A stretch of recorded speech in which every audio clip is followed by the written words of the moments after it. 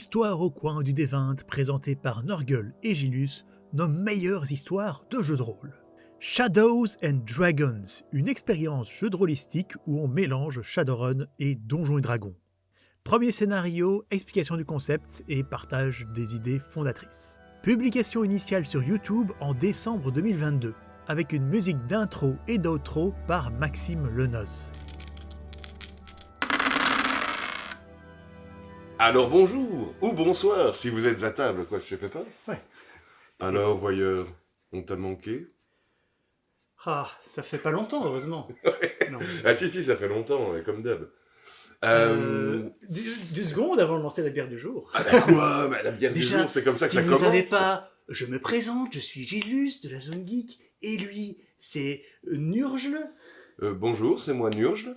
En direct du 3e penthouse que Gilus s'est payé. En direct du 3e Reich.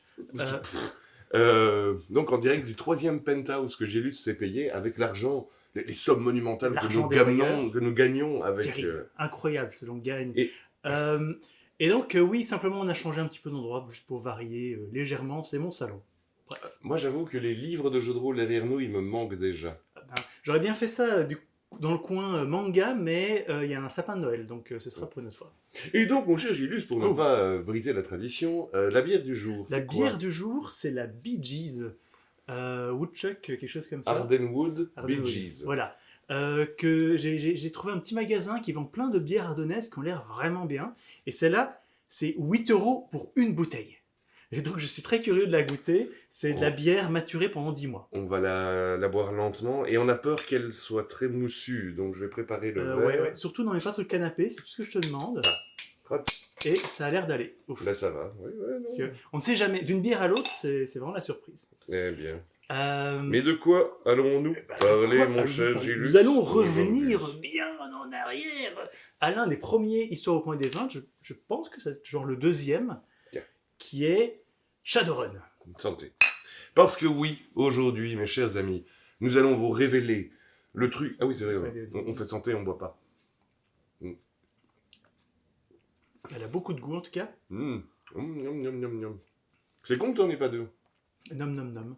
Et donc, aujourd'hui, on peut vous le dire, les amis, Gilus, ce motherfucking génie, a trouvé comment faire fonctionner le jeu de rôle impossible à masteriser. Shadowrun. Alors, j'ai fait des choses pour les règles.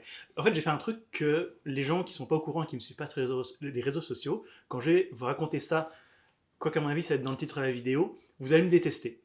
Et on a quand même pris notre pied, et ça demande un peu plus de tests, mais j'ai adapté Shadowrun aux règles de Donjons et Dragons 5e édition. Parce qu'il faut dire, alors si vous ne l'avez pas vu, je vous enjoins à aller voir notre vidéo ici sur Zone Geek dans Histoire au coin du D20, Shadowrun, le jeu de rôle impossible à masteriser, où nous je vais expliquer pourquoi j'ai fait ça. Où nous expliquons nos griefs vis-à-vis de ce jeu de rôle dont le setting est formidable, et magnifique, mais dont les règles sont tellement obèses que le jeu en devient injouable. En résumé, 2 problèmes à Shadowrun.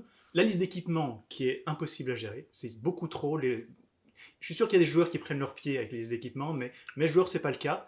Et donc, c'est super difficile de gérer les équipements.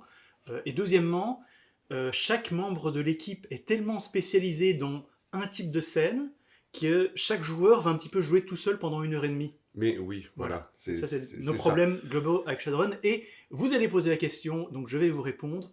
Je n'ai jamais essayé Shadowrun Anarchy, ou Anarchy, je ne sais pas comment, qui est une version un petit peu plus narrativiste.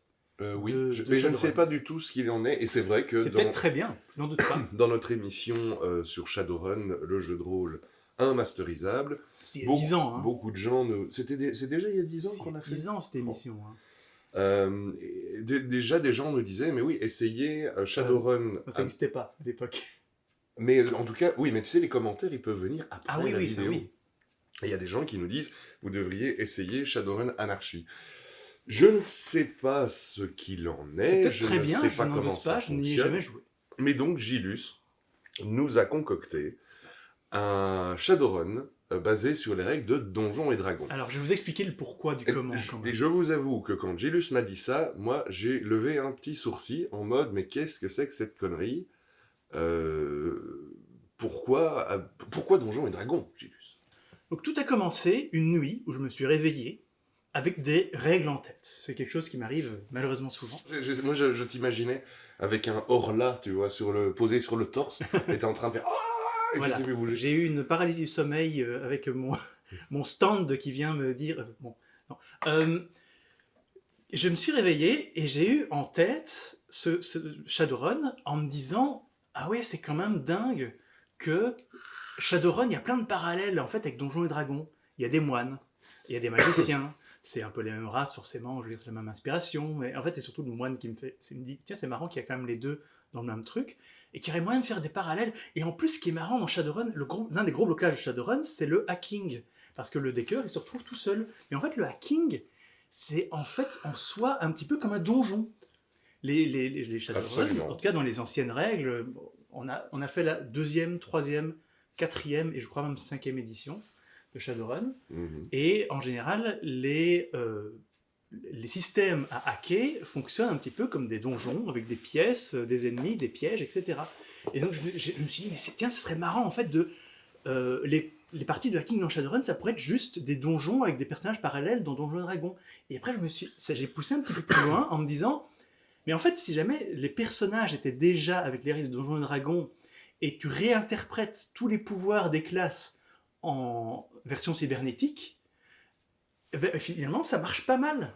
Eh bien oui, tout à fait. Tu sais, il y a des gens qui font ça, mais pour le fiscal. Mais Oui. non, toi tu le Non, fais non, pour les c'est règles de jeu de pour rôle. les règles de en jeu de fait. rôle. De l'optimisation fiscale, Voilà. c'est ça que je cherche. Et donc, le concept de base, les deux concepts de base que j'ai vraiment voulu mettre là-dedans, c'est de 1, que les hackings se fassent en groupe comme un donjon, avec des monstres que tu tires aléatoirement dans les systèmes de Donjons et Dragons. T'as même pas vraiment les préparés, tu sais juste le nombre de salles et tu tires les monstres de manière aléatoire. Ça c'est 1. Et de 2, en fait, toute amélioration cybernétique est à la base une interprétation des pouvoirs des personnages. Mhm. Par exemple, le guerrier, le second souffle, qui fait que tu regagnes des points de vie, ben, c'est une petite capsule. Le guerrier, en fait, c'est le samouraï des rues. Et c'est une petite capsule d'adrénaline qui te renvoie au combat. Mhm. Et des machins comme ça. Voilà. Mais oui, c'est vrai que sur le moment, je me suis dit, mais en fait, c'est redoutable de simplicité. Tu transposes la magie en quelque chose de technologique dans le monde de Shadowrun. Et donc, nous avons joué à Shadowrun. Nous avons fait 2 aventures, si je ne me trompe On nous pas. a fait une aventure. On a fait une seule Une seule aventure. Un braquage. Ah, C'est tout. Ah, mais oui, c'est vrai, on n'a pas encore commencé ouais. la deuxième. Vous avez fait une aventure où je voulais faire le classique que j'adore, mais j'ai jamais vraiment réussi à faire des bons scénarios qui tournent autour de ça. C'est les braquages. C'est très difficile parce que... oui, et donc, oui, en fait, toutes ces règles sont à la description. Donc, j'ai un Google Doc avec Mais j'ai lu, toutes c'est ces règles beaucoup qui trop sont généreux. disponibles dans la description. Je croyais qu'on avait dit que maintenant les voyeurs devaient payer 10 € pour qu'on leur transmette toutes Voilà. nos infos. Et je suis sûr que des grands experts d'optimisation de Donjons et Dragons vont me dire c'est pas super bien équilibré, etc. C'est probablement vrai, mais en l'occurrence, comme j'ai utilisé, ça a plutôt bien marché. Aussi, au fait, c'est maximum niveau 10. Hein. Et niveau 10, c'était John Wick. Hein, je veux dire, c'est parce qu'un niveau 20 dans un univers réaliste, pas aussi épique, ce serait n'importe quoi. Encore une fois, mon cher Gilus, c'est pas pour te remonter le bourrichon, mais Gilus, maître de jeu, where the shits are done, ce qui fait les trucs.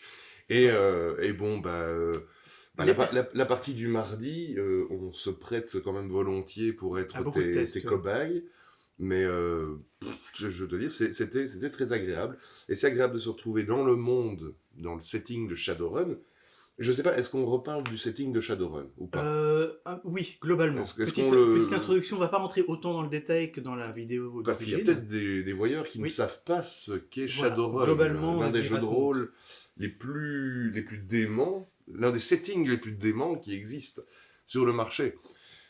Et ce, depuis fort longtemps, parce que c'est un vieux jeu de rôle. Ça date des années 90. Fin 80. Voilà, 90 ou 90, si vous êtes à table.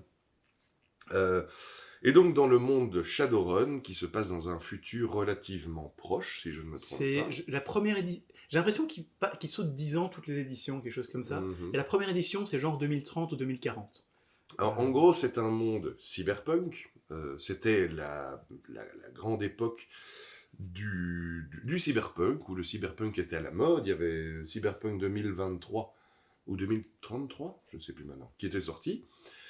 Et voilà-t-il pas que y a des auteurs qui se disent, mais en fait, le cyberpunk, c'est très cool, mais si en plus on pouvait rajouter dans le setting des races de Medfal, on va le faire.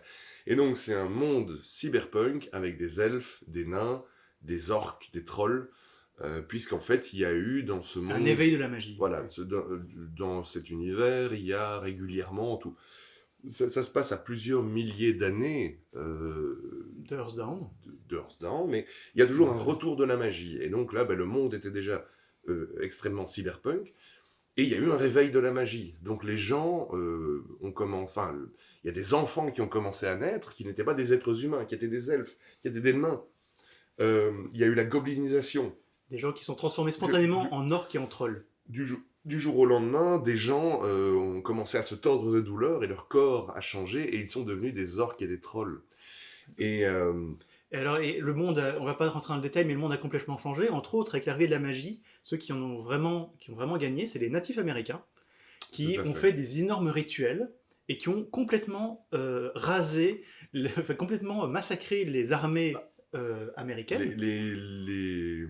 Les Américains natifs ont repris leur territoire. Tout à fait. Et en gros, si je me souviens bien, l'un des seuls derniers bastions, entre guillemets, de l'Occident aux États-Unis, c'est Seattle. Alors Seattle, c'est une ville un petit peu particulière qui est au milieu d'un pays indien, j'allais dire afro-américain, non, natif américain. Mais il y a un pays, et je crois que Seattle en fait partie, mais je suis plus certain, qui est les États unis américains et canadiens, ou je sais plus très bien, un pays qui réunit le Canada et les États-Unis. Oui, c'est un petit peu la coalition des nations mésoaméricaines. Et tout le reste, ce sont des nations de tribus, d'anciennes tribus qui portent le nom d'anciennes tribus. En fait, et celle-là, ça vient de me frapper, c'est l'ironie de la chose. C'est que les Blancs occidentaux sont dans des réserves sur le territoire des Indiens. Un petit peu, il y a de ça. Ouais. Après, bon, on va pas rentrer dans le détail, mais il y a un dragon qui est devenu président, qui se fait assassiner. Voilà, c'est un monde où il y a tout. Tu prends tout, tu mets tout dedans. Bon, moi j'ai tué ma bière. Elle était très bonne, mais... Ah bah, c'était vite. Ah bah oui. Et c'était un one-shot que j'ai fait pour vous, donc j'ai créé moi-même les personnages. Donc attention que les personnages, ce ne sont pas les joueurs qui les ont choisis. C'est moi qui les ai créés en pensant qu'est-ce qui pourrait plaire aux joueurs. Et qu'est-ce qu'on avait comme personnage ? Écoute, moi déjà, tu m'as fait le plaisir de recréer mon ancien personnage de Shadowrun dans ta partie, si je ne me trompe pas. Oui. Mais alors maintenant, parce que maintenant, alors là, voyeur, excusez-nous pour l'imprécision, mais dans Shadowrun, j'ai joué 2 nains. J'ai joué Hannibal, qui était le nain informaticien, et qui était un decker, donc un mec qui un hacker qui sait se brancher sur une bagnole pour la conduire avec son esprit. D'ailleurs, je crois que le mot decker, c'est dans les premières saisons, les premières éditions. C'est bien dans une partie de Shadowrun que tu masterisais que j'ai joué un mage nain. Oui, avec un aussi. punk qui ressemblait à un tueur nain dans Warhammer Fantasy, puisqu'il avait un punk orange, mais qui était un nain mage. Oui. Parce que là, je me suis dit, dans Shadowrun, tu peux jouer un nain mage. C'est l'un des seuls settings où tu peux jouer un nain magicien, mais pourquoi se priver, quoi. Oui. Mais donc là, effectivement, mon personnage dans cette nouvelle aventure, c'était Hannibal, le nain informaticien. L'ingénieur nain informaticien. Et donc ça, c'est la classe que j'ai Il aime les ordinateurs. En fait, j'ai gardé toutes les classes. Et Windows 98. Exactement. J'ai gardé toutes les classes de Donjons & Dragons, et il y a juste le barde que j'ai transformé en decker. Et qui a donc quand même beaucoup changé. En gros, la seule chose que j'ai gardée, c'est les inspirations. Et donc voilà. Alors, Gigi joue. Ah oui, et donc important aussi, le background, donc l'historique du personnage, qui est une règle propre à Donjons & Dragons 5e édition, est remplacé par un rôle de braquage. Et donc, toi, tu es le hacker. C'est pas compliqué.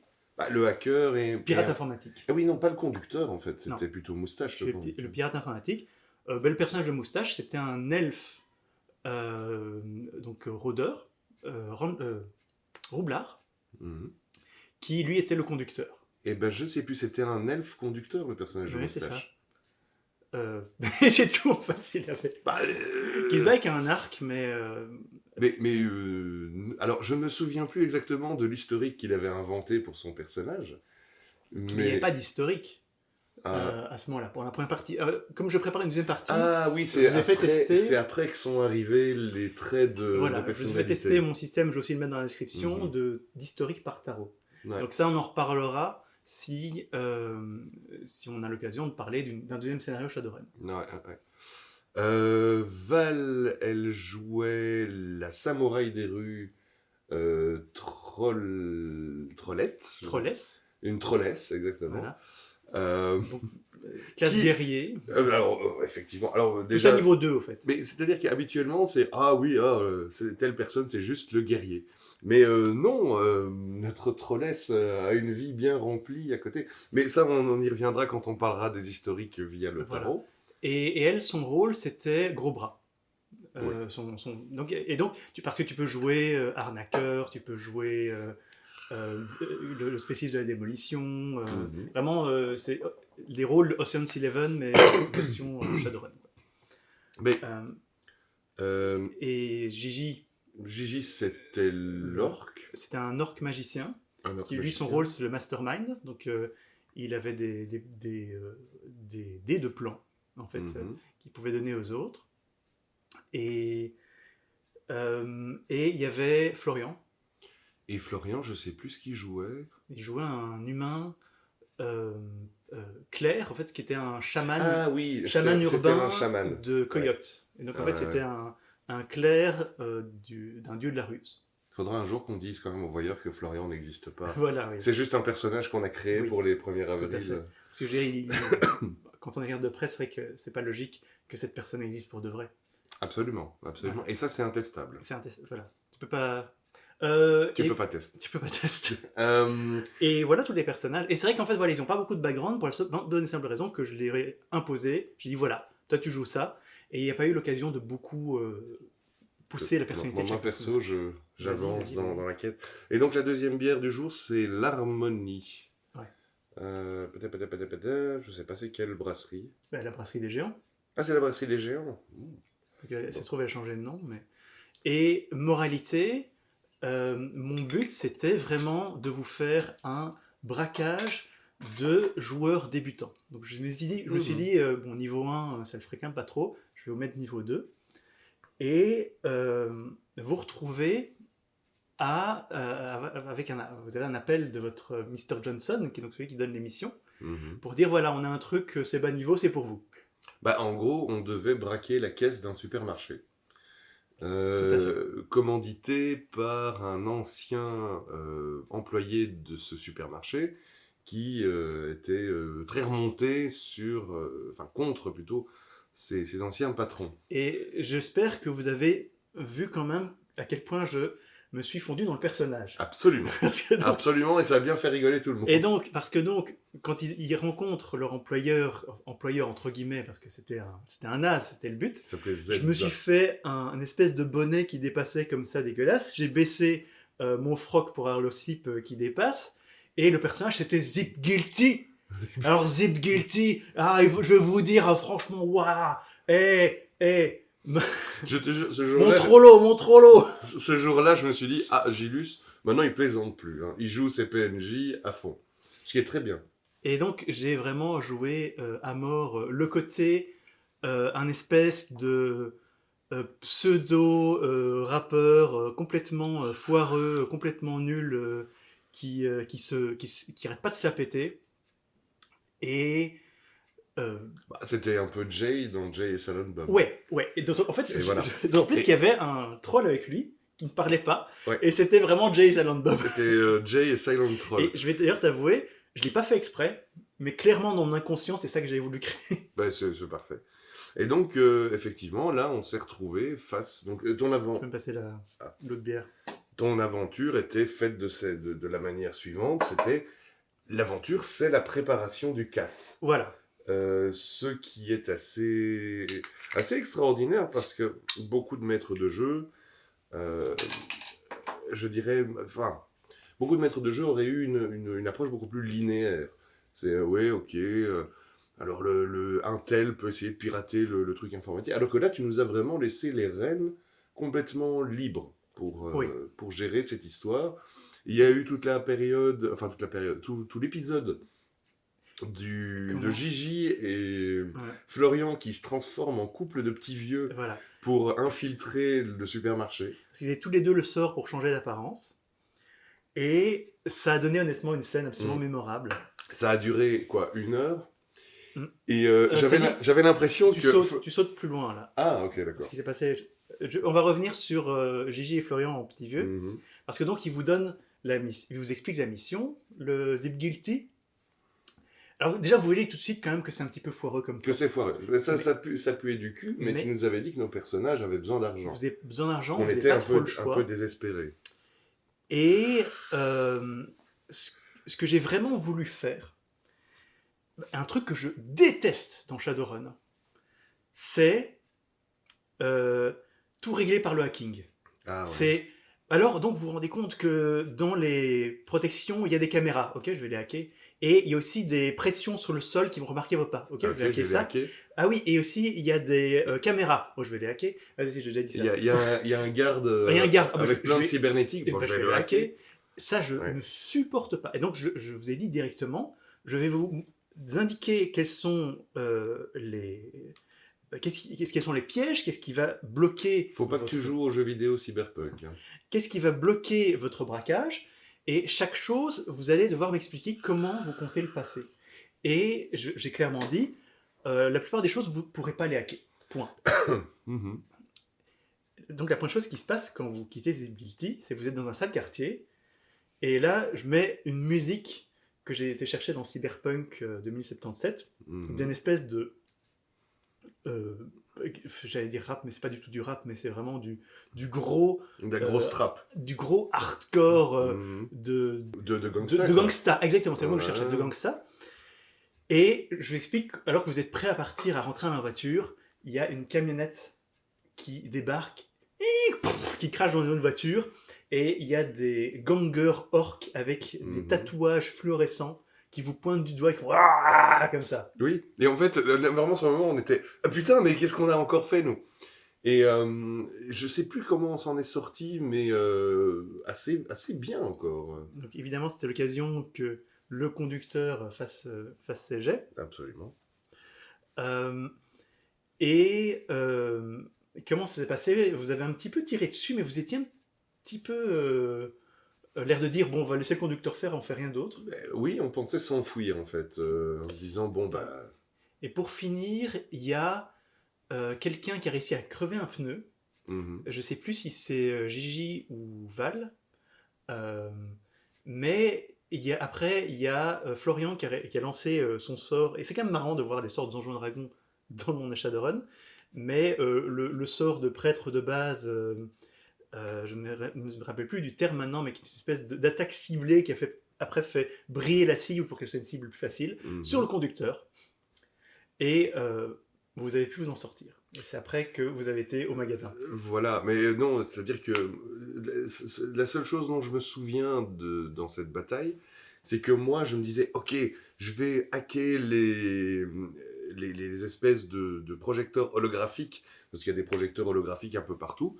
Et donc, en gros, le sort d'illusion pour mon personnage, c'est hacker les projecteurs holographiques pour faire apparaître quelque chose qui n'existe pas. Et je voulais faire apparaître une bagnole de flic, et puis en gros, le temps que je puisse lancer mon sort, la situation était déjà résolue. Je me suis dit, bon, j'ai épargné un sort. Alors, je dois avouer que ça, franchement, c'est une de mes plus grandes fiertés en termes de ces règles pour Shadowrun. C'est pour laisser des pouvoirs au decker, mais pour qu'ils ne soient pas absolus, parce que sinon, techniquement, le decker, il peut tout faire. Ben oui. C'est, je t'ai dit, si tu as du temps de préparation, tu peux un petit peu tout faire. Mais quand tu dois agir vite fait, tu as ta liste de sorts, tu as des emplacements de sorts, comme un personnage, comme un magicien dans Donjons & Dragons. Comme un barbe.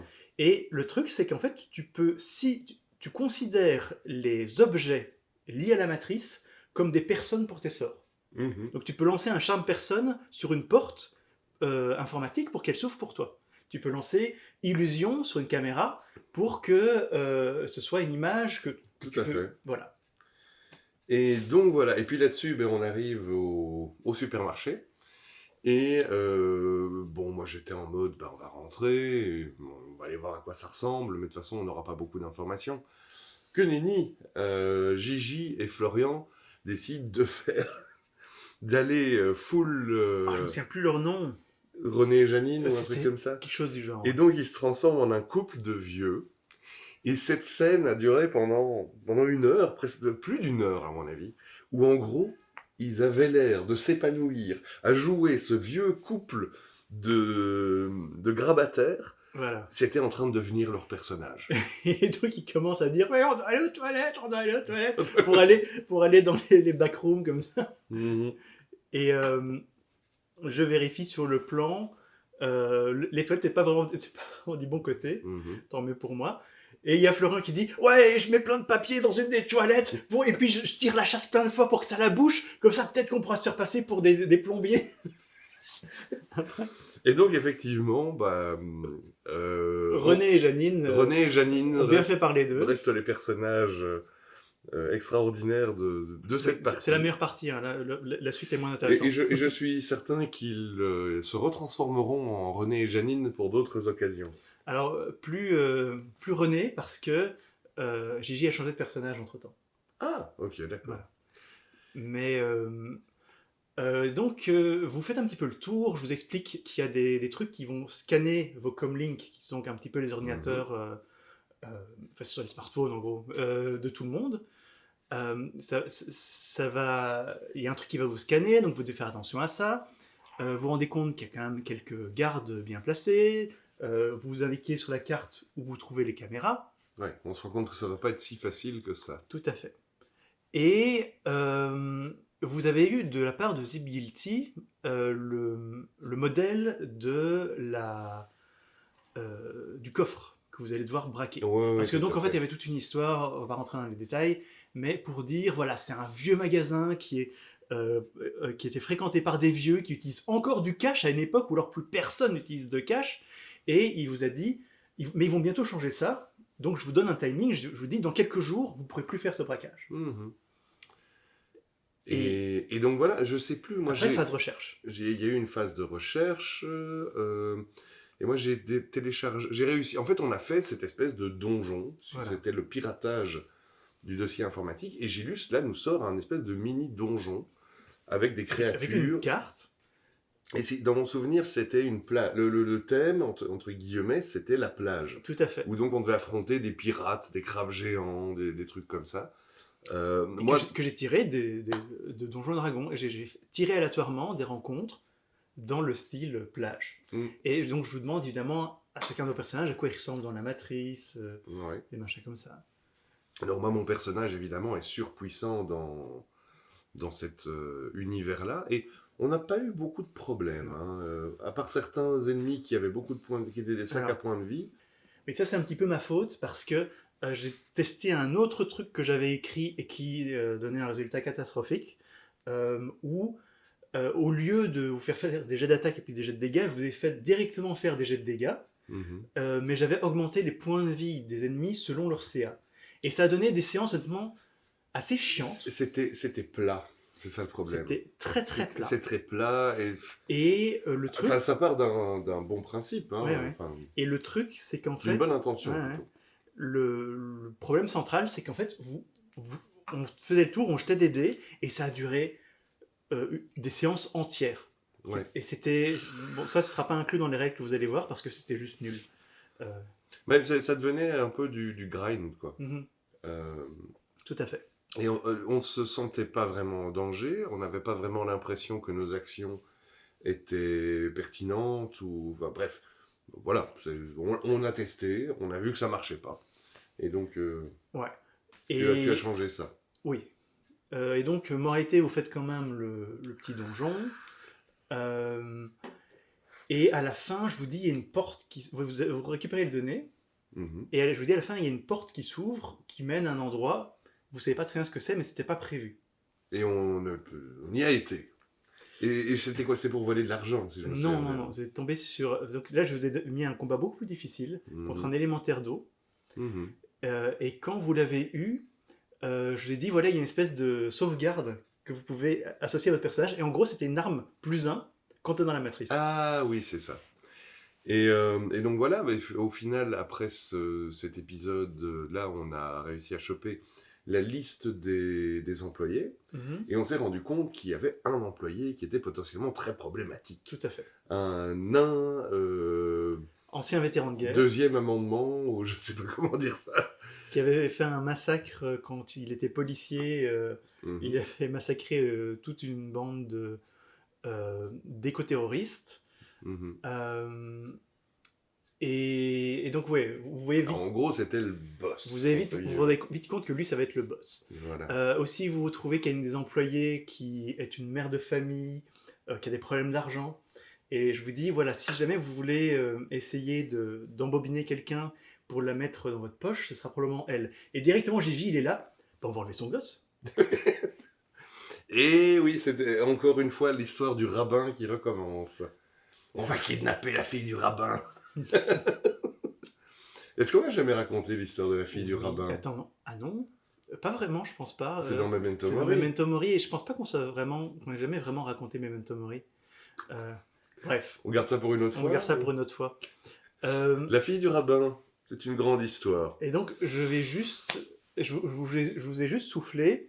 Écoutez, vous remplissez votre mission comme vous voulez, mais si vous faites les choses de manière sale, ça restera dans votre réputation. Mhm.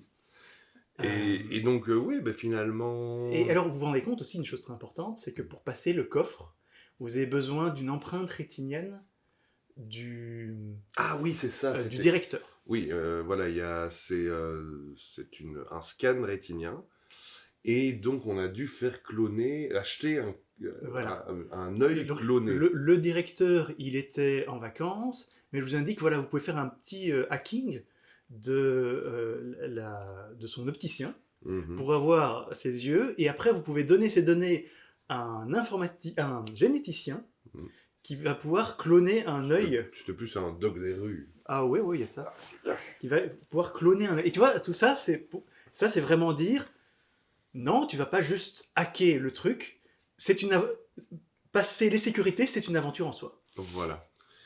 Et donc, c'est là qu'on s'est retrouvé chez un elfe généticien un peu dégueulasse. Ouais, un peu fou, un petit peu Avec docteur. J'ai bien aimé comment tu l'as décrit, tu vois, complètement tireux, tu vois. Oui.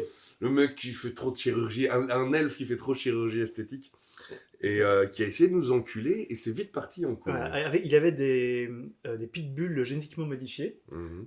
Donc hop, et ça c'est très pratique pour moi. Hop, Karak des Worg.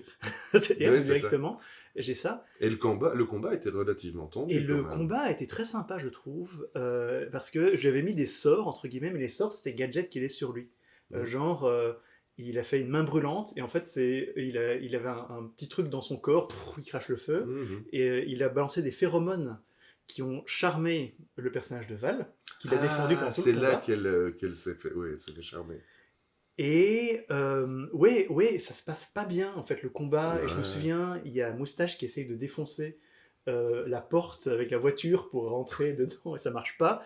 Il y a, Oui, il y a eu ça, j'avais je oublié. sais plus quel personnage. Moustache qui fait dit bouffer. ouais, moi je retourne à la voiture et puis je vais tout défoncer avec la bagnole.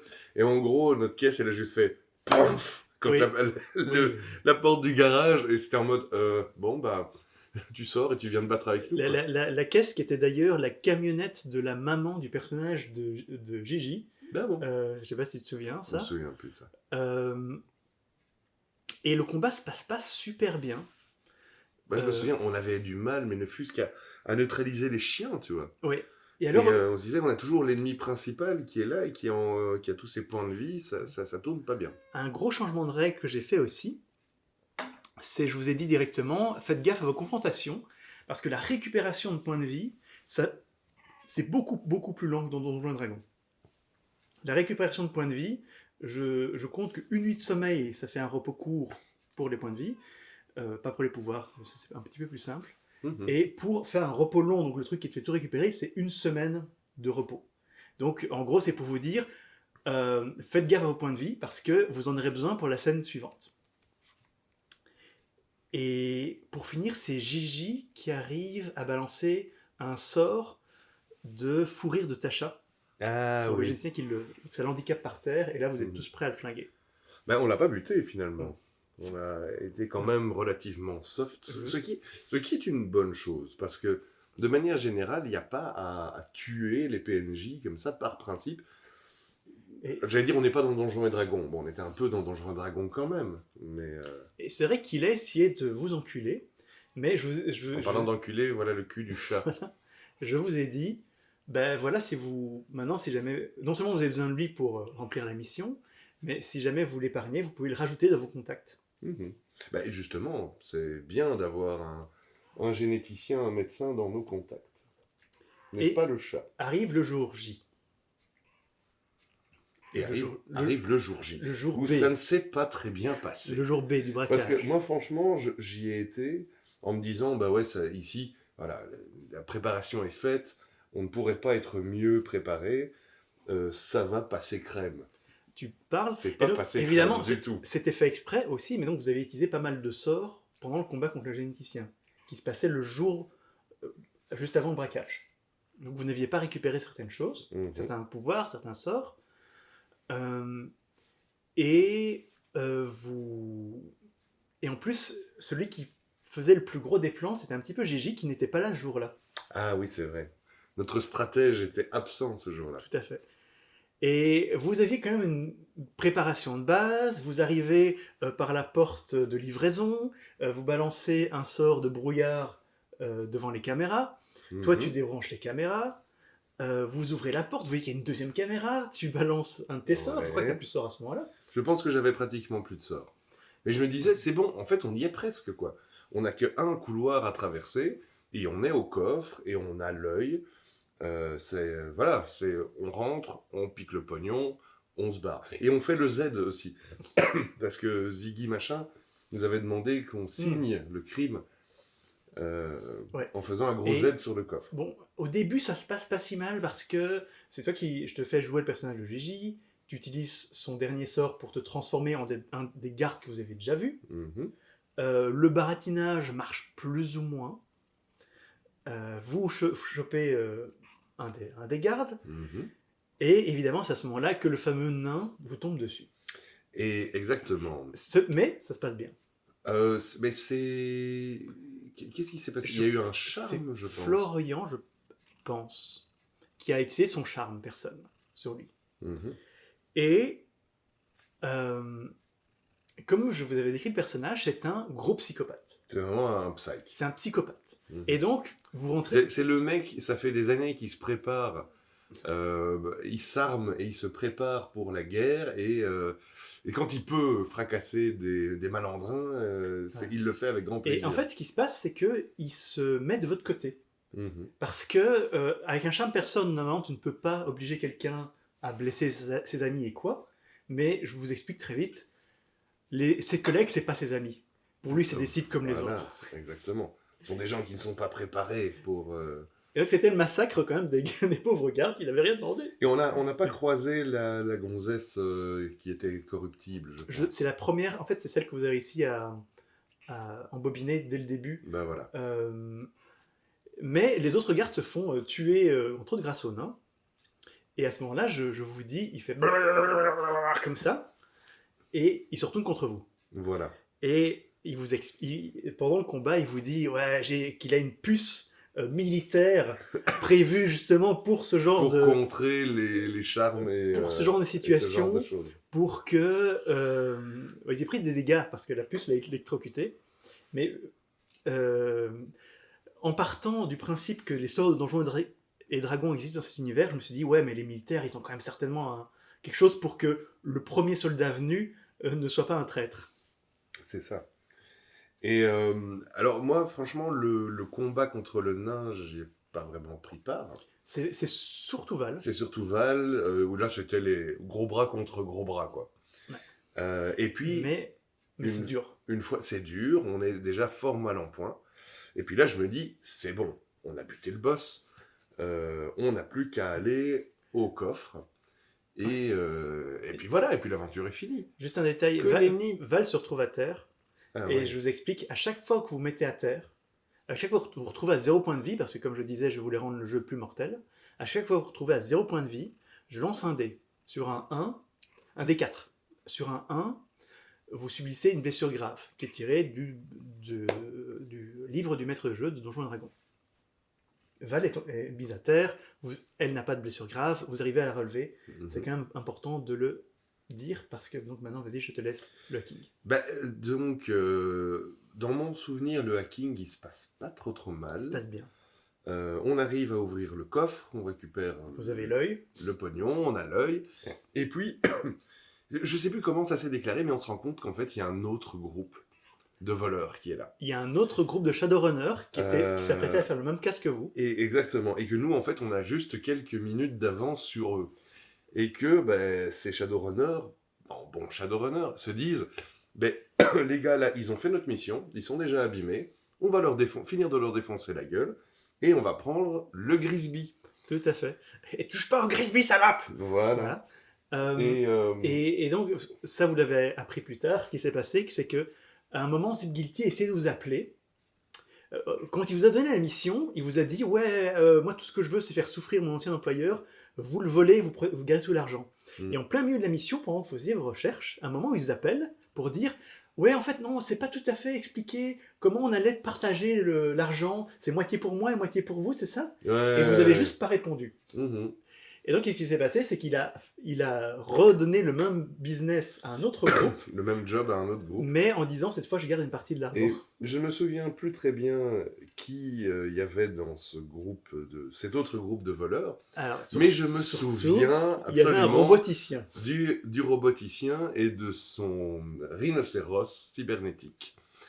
Puisque, donc faut imaginer, quand on est en fin de scénario, on a déjà claqué tous nos sorts, on est déjà entamé, et puis là, Gilus, tranquillou, il nous explique que la devanture du magasin explose, parce qu'il y a un robot rhinocéros qui est envoyé à notre trousse. Tout à fait. Et j'ai vaguement le temps de me dire, bon allez, mon personnage, il a quand même un flingue, je suis sûr qu'il y a moyen qu'il se démerde, et je commence à tirer sur ce truc. Et puis Gilus me dit, il charge. Ok, bon, ça va, j'ai encore beaucoup de points de vie, je suis un nain, ça devrait aller. Ça n'a pas été.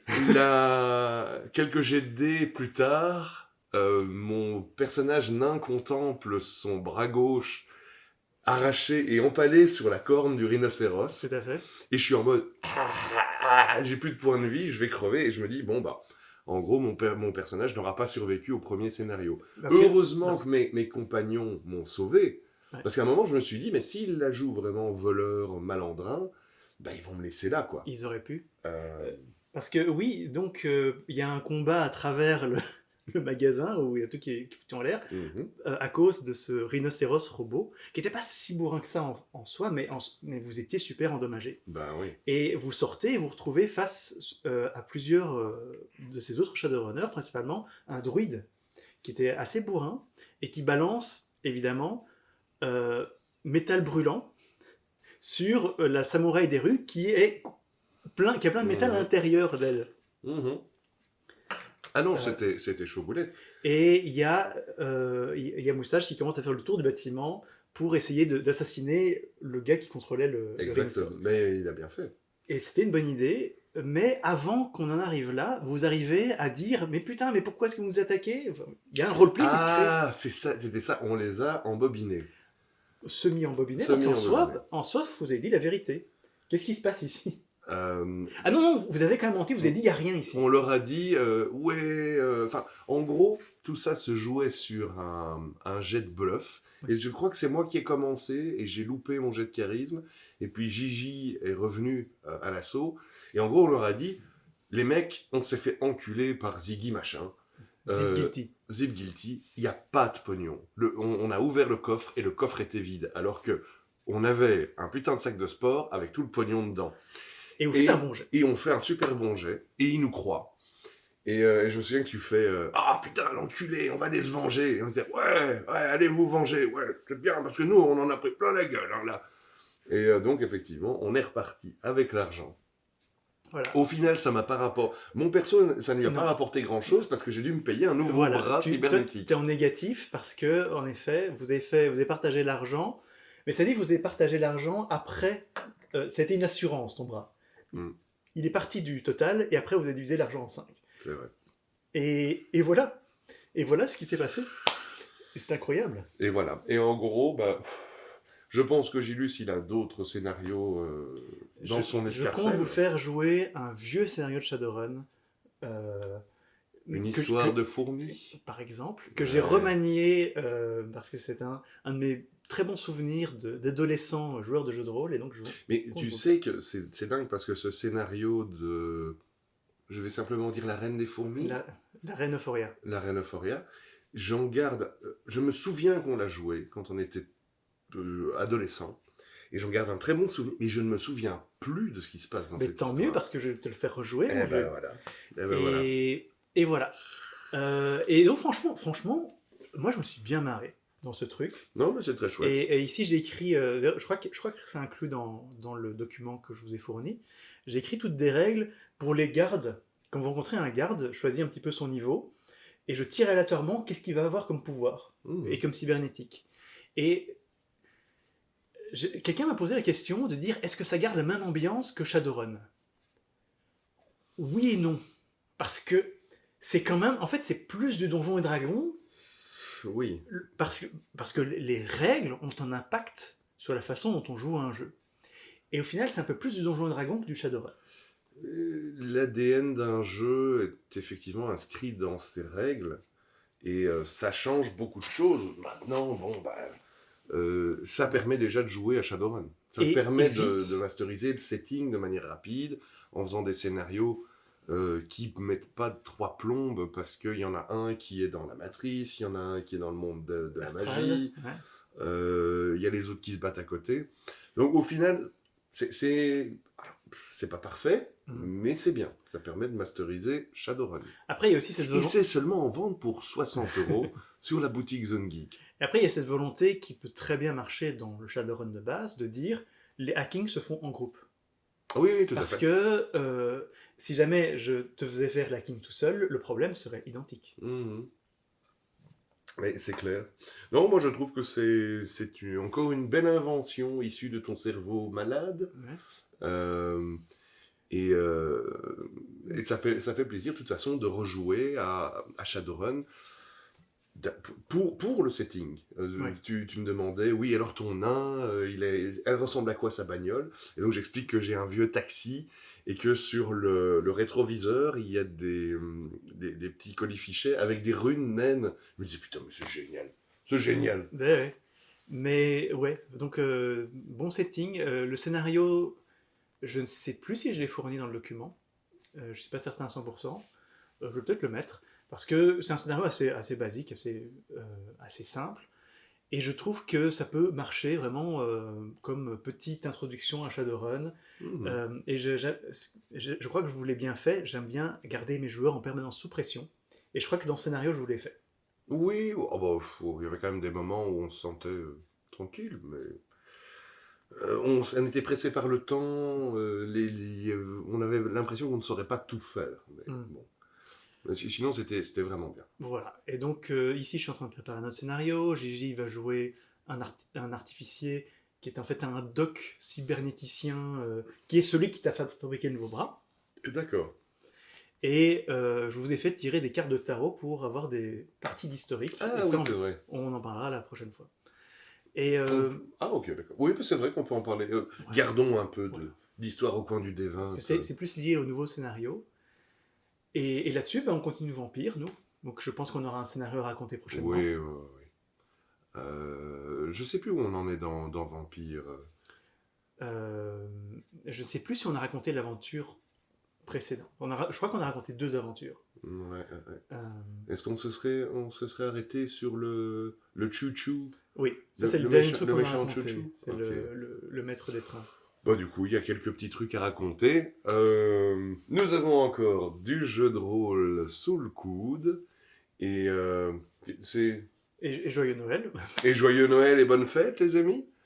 Et que les dés soient avec vous. Et là-dessus, on vous dit à la prochaine. Et que les dés soient avec vous.